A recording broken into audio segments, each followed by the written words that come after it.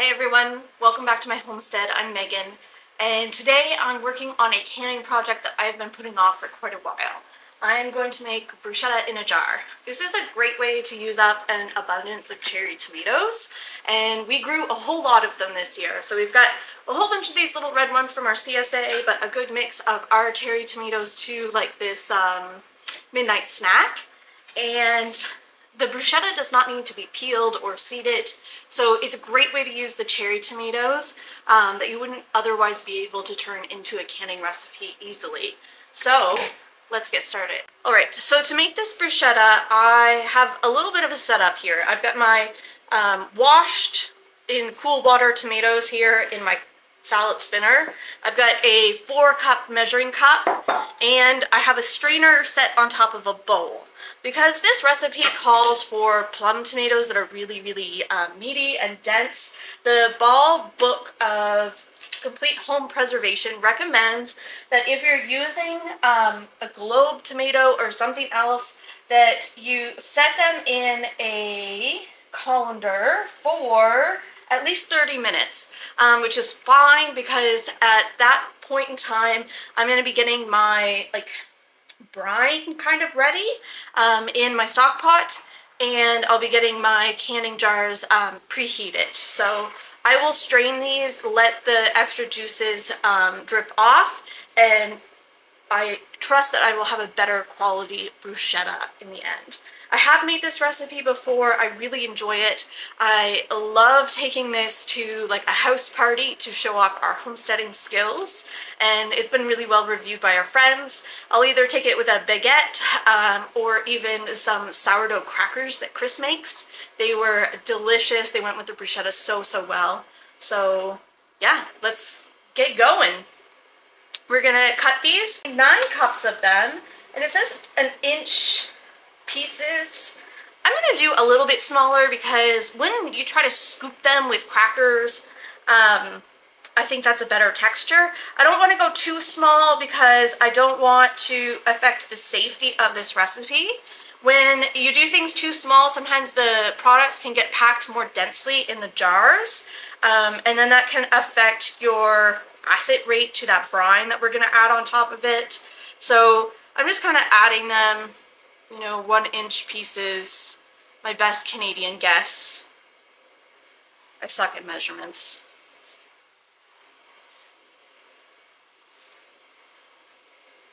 So I am going to put these into the 4-cup measuring cup at the beginning, and then once we've measured our 4 cups, we'll transfer those into the strainer.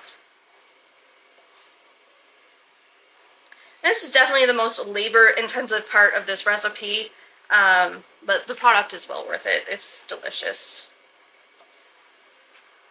Even my friends who don't like tomatoes, which I don't understand these people, but I do have someone in my life who doesn't like tomatoes, and they happily eat the bruschetta and ask for it, so I'll take it.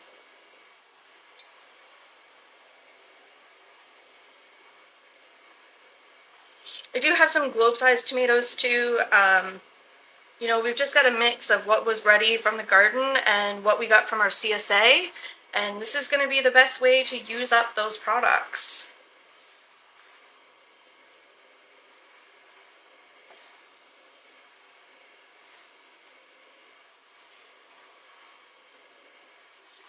I think before I've used like Paul Robson's and things, but I have an abundance of cherry tomatoes this year. Even though we've been making our cherry tomato pasta, eating a lot of salads, it's just one of those years that cherry tomatoes seems to be the things that we're not getting through like we used to.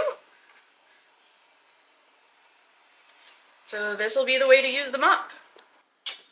This bumblebee tomato, I don't think you guys can see the striping, but it is beautiful here in person.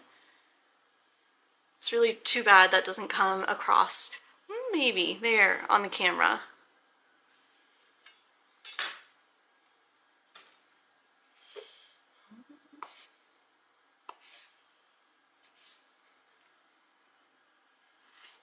That was a new variety for me this year.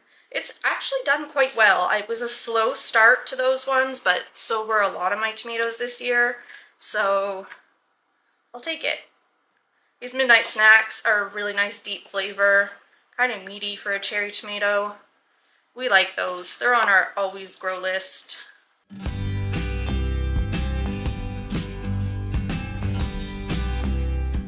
I swear I've been trying to make this recipe for like 3 weeks. It's one of those ones that I knew was going to be a bit more input time. I needed to have the energy for it, and I also need it to be home enough. I didn't want to prepare these and then leave them in the fridge. It's just, I was worried it was going to affect the texture of the tomatoes, so it's not one of those recipes that I'm really going to pause. There are some that are really easy, like the jelly that we did together a few days ago. I actually finished that second batch today. Alright, I'm not going to make you watch me slice tomatoes endlessly for the next however long this takes.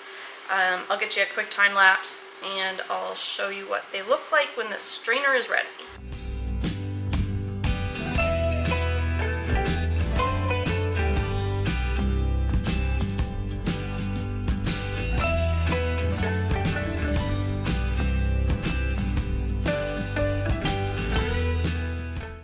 Alright, much chopping later, and we have a beautiful bowl of colored tomatoes and a mess of tomatoes over here. This I'm going to let stand while I go ahead and get the brine-like substance, I don't know what to call that, it seems like a brine, ready, and turn on my pot to preheat my jars because we are going to be adding hot liquid into hot jars. So I will take you over there and let's get our brine ready. Our stainless steel pot is certainly getting a workout this weekend. We've done a few batches of jelly already and we're going to get this brine ready. I love that it says to use a large pot. I've done this bruschetta recipe in this pot before. It's plenty big enough. I have much larger stock pots, so I think it's kind of hilarious. Alright, so first ingredient we're adding is 1 cup of dry white wine. I have a Pinot Grigio here at the moment, so that's what we're going to use.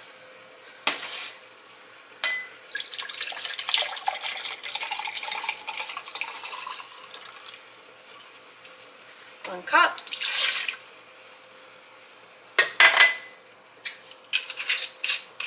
We're also adding 1 cup of white wine vinegar. Now, I don't think I have a full cup here, but I do have red wine vinegar in the house at the moment. So this is kind of a drawback of not going to a normal grocery store very often. Is these types of vinegars and stuff are hard to find at our Costco, so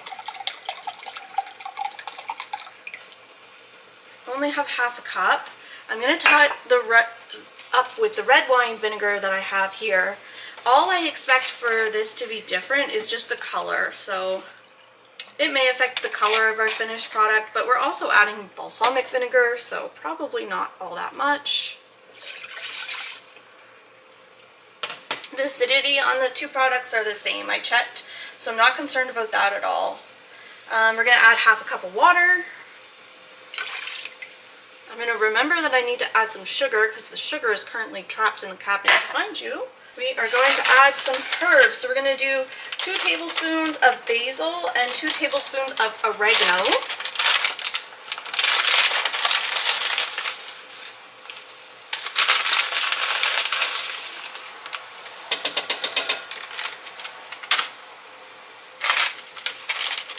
I feel like I should really be using my own dried herbs, but I didn't separate them very well when I dried them. So right now they're just kind of being used to be mixed with salt, to be a seasoned salt. I'll try to do better in the future.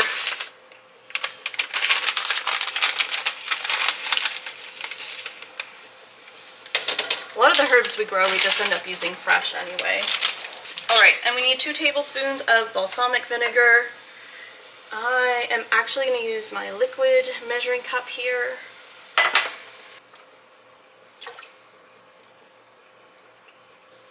Alright, we've got some garlic to add. Also, it says to finely mince it. I'm just going to put it through my garlic press. This is garlic we grew ourselves, which is Awesome. We should have a year's worth of garlic this year. We do get some from our CSA, so I can't say that we grow all of it ourselves. I did also purchase a little bit of seed garlic, but certainly not as much as I've purchased in the past, so feeling much better about producing our own garlic. Surprisingly easy. I'm very happy with how our garlic turned out this year. I chose to pull it early, but like you can see, I still got really good sized cloves. I was having some pest issues, I believe, in my garden where the garlic was. I think it was wireworms, and I didn't want to affect the storability of the crop, so I chose to pull it out early and cure it, and I'm glad I did because after curing, I'm not seeing any damage, and they all look like they're going to be able to store well, which is really exciting. Because I've had garlic go soft quite quickly in the past, I think because of the same pest. So yeah, we'll do that this year. We're also going to ferment some of our garlic a bit earlier this year so we don't have it go bad. Alright, so that's everything except for the sugar, so bear with me while I reach behind you. 2 tablespoons of sugar. Alright, so we got our garlic, our wine vinegar, water, sugar, basil, oregano, and balsamic vinegar. So all of this we're going to bring to a full rolling boil and boil it gently for 5 minutes.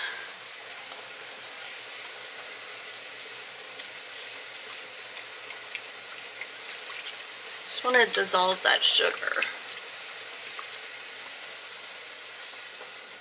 Alright, so our timer's just gone off for our 5 minutes. Our liquid has been boiling. Just going to take the lid off of that. Our jars are hot. Alright, I believe we have everything. So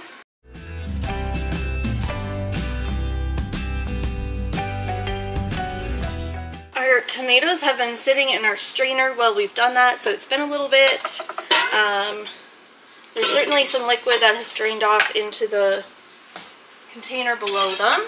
And we're going to start adding our tomatoes that are not cooked, they're actually cool, to our jars. We're going to leave about a ½ inch of headspace and try not to pack them too tightly. There we go.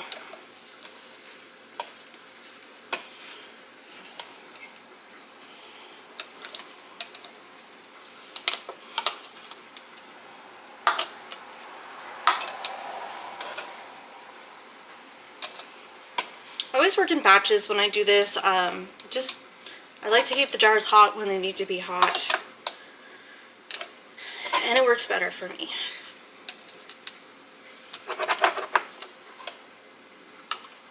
Alright, I'm missing one thing. This is one of those recipes where a debubbling tool, I have a chopstick, is really going to make a big difference.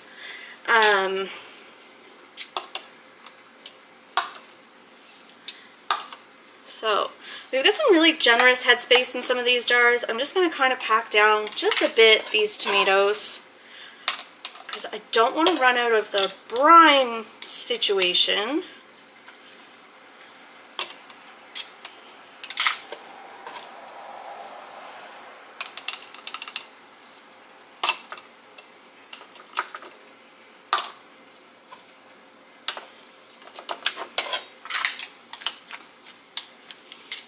Feel good about that. We're going to ladle this in. Alright, and we are leaving a ½ inch headspace of everything. So, I'm going to make sure we stir our liquid so we're getting a good variety of those herbs. And we're going to take our time adding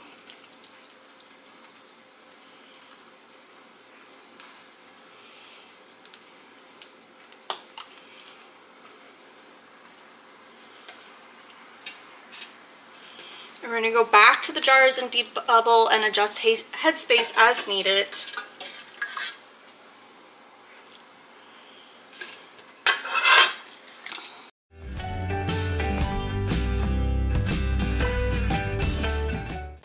some of them are going to need a lot more adjustment than others. It's just kind of the game.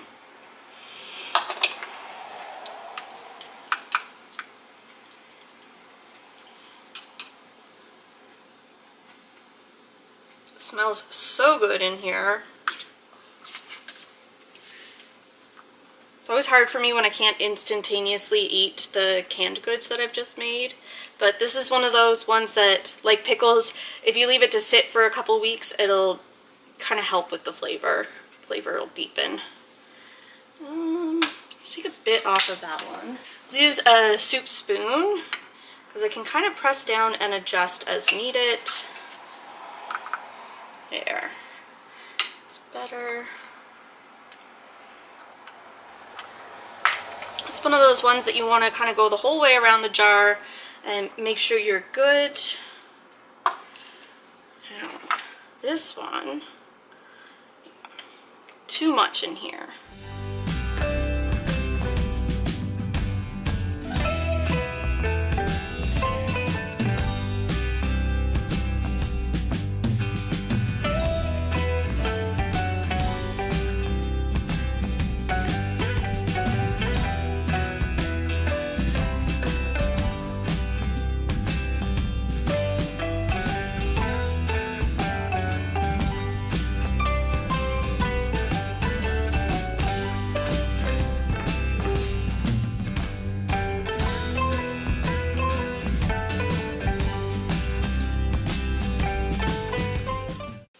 As always, we're going to wipe our rims. We want our best chance at jar sealing.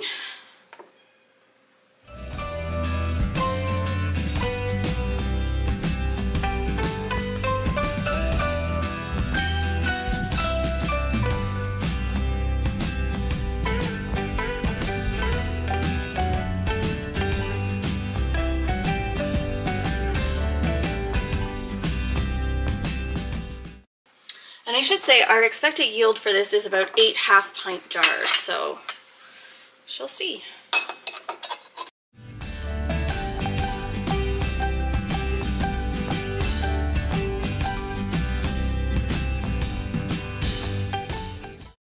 Just worry about overpacking the jars, but if we're expecting a yield of 8, I definitely haven't overpacked them because I still have a few jars worth of tomatoes left here in the colander. So this is after my 8 jars. I still have probably at least a jar's worth left.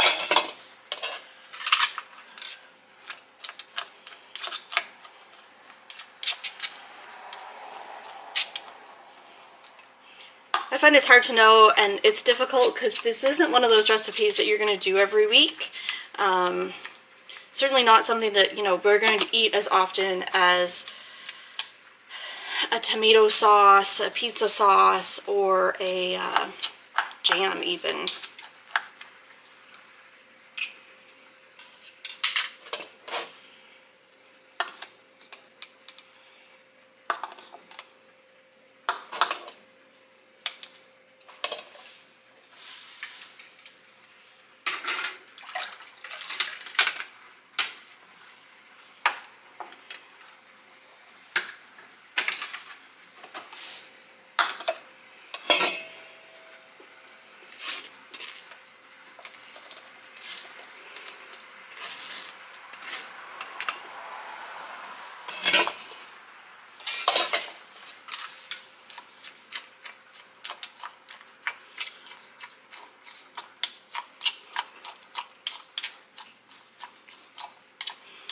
So 1 extra jar, that's not too bad. That tells us that we've packed things about right. Just going to adjust kind of our raw products a bit.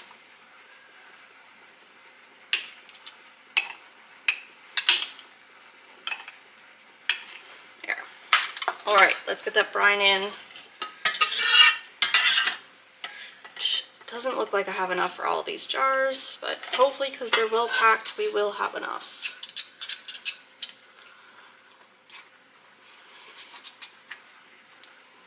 Just kind of a learning curve of canning.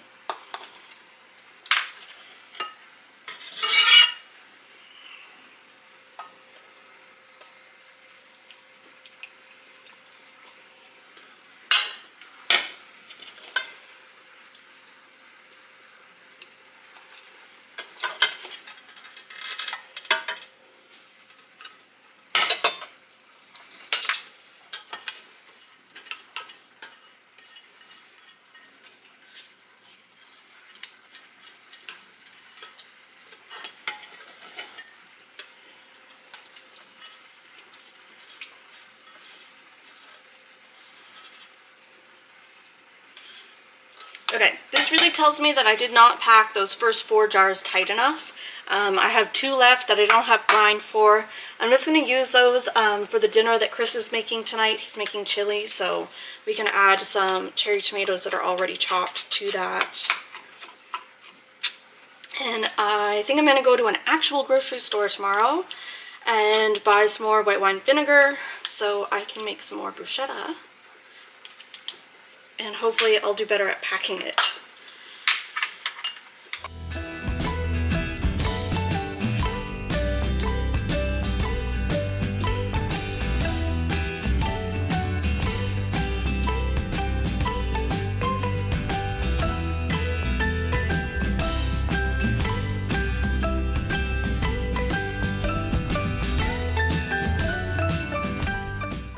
Look really pretty before they're going in the canner.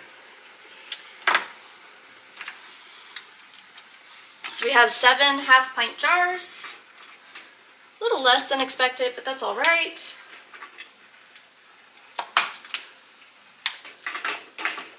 Get our lid on, bring this up to a boil, and we're going to process that for 20 minutes, and bruschetta will be done and shelf stable for the rest of the year. Catch you guys on the next one.